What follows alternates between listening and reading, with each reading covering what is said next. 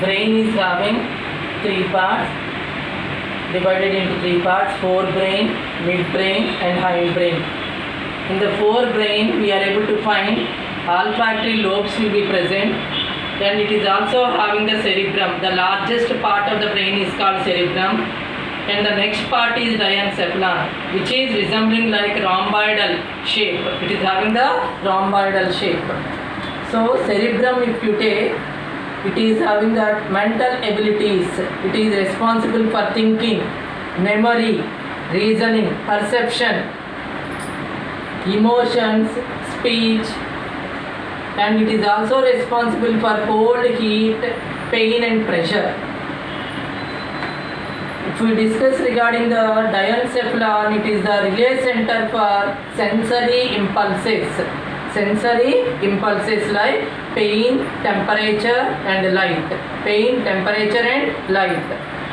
Muscular activities.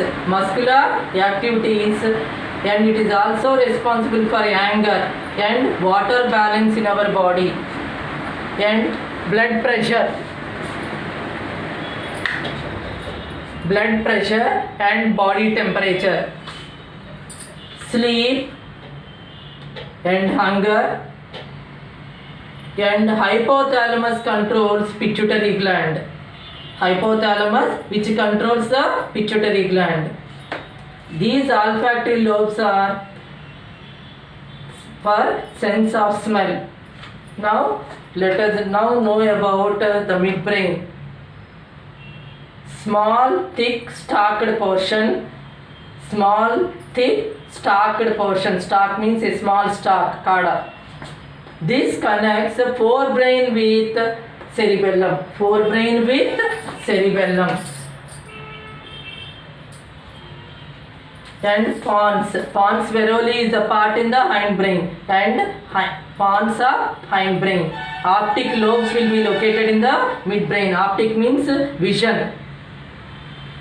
Next, relay for motor impulses from cerebral cortex to spinal cord. Motor impulses from cerebral cortex region to spinal cord. And relays sensory impulses from spinal cord to thalamus. Thalamus and hypothalamus, two regions will be there. So here sensory impulses from spinal cord to thalamus region. Next, they are only responsible for sight and hearing. Next here, hindbrain. Hindbrain maintains posture, equilibrium, muscle tone.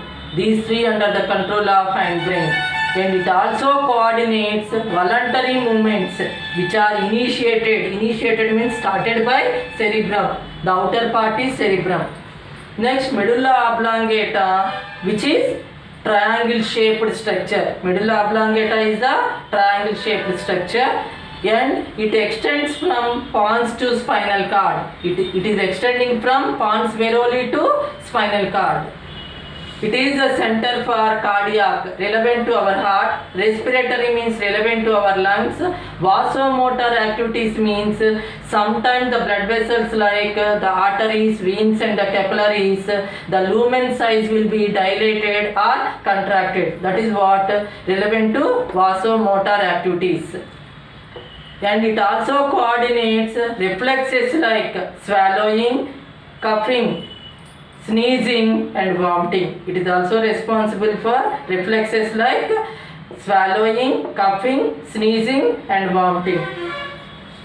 And one more thing here, for this cerebrum, because of the presence of all the cytons in the peripheral region, grey matter is present in the peripheral region. Grey matter is present here because of the presence of cytons, and their stalks or the axons will be there in the midbrain. So all the stalks or whatever the axons will be as bundles, they will be there in the midbrain, and their cytons will be located here. That is what grey matter is outside and white matter is inside. If you come to this middle oblongata which runs as spinal cord, here the grey matter is present in the middle and the white matter present peripheral region. Outside white matter, inside grey matter, which is resembling like letter H or the butterfly. The grey matter resembles like in the transverse section of spinal cord, if you take, it may be resembling like either the butterfly or the letter H. Thank you, children.